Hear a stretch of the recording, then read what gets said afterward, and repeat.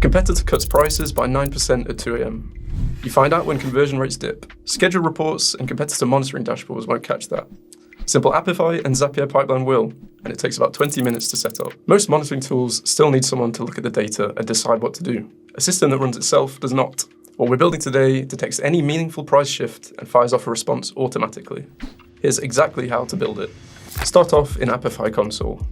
Search for e-commerce scraping tool in Apify store and open it. Hit create a new task. This saves your configuration so you can reuse it. Set the search type to product options. This tells the actor you're scraping specific product pages, not search results. Now paste in the competitor product URLs you want to track. You can add individual product pages or entire category URLs, depending on how broad your monitoring needs to be. For our example, we're tracking a set of flagship consumer electronic listings across Amazon and Walmart. About 50 product URLs in total. Run the task once to confirm you're getting the right data back. You should see product name, price, currency, and product ID in the output. Once that looks good, go to the Schedule tab and set it to run every 1 to 4 hours, depending on how volatile your market is. For consumer electronics, every 2 hours is a solid starting point. The actor outputs structured JSON by default, which is exactly what Zapier needs. Each result includes the product name, current price, currency, and product ID. These are the fields your automation will work with. If you want a backup copy, you can also export to CSV from the dataset view. But for this workflow, we'll pull data directly through the API. Open Zapier and create a new Zap. For the trigger, choose Schedule by Zapier and set it to run every hour, or match whatever frequency you set in Apify. For the first action, select Apify and choose Run Actor. Connect your Apify account using your API token, then select the pricing task you just created. Next, add another Apify action, Get Dataset Items.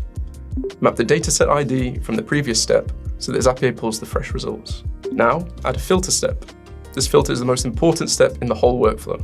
It stops you from firing off a reprice every time a competitor runs a 2-hour flash sale. Set your threshold at 5%, or adjust it to whatever your margin logic requires. Everything after this only runs when a real shift happens. If you're storing baseline prices in a Google Sheet, you can pull those in with a lookup step right before the filter.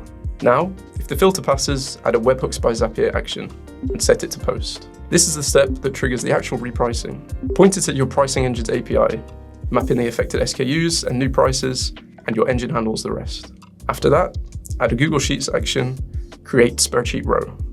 Log the competitor name, SKU, old price, new price, percentage change, and a timestamp. This gives you the full audit trail. Finally, add a Slack action, send channel message. The system has already acted by this point.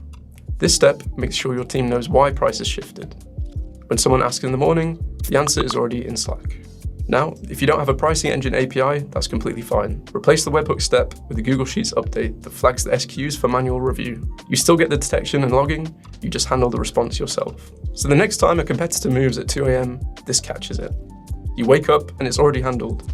Price adjusted, change logged, team notified. If you want to run your first price scrape today, start your free Apify trial from the link below.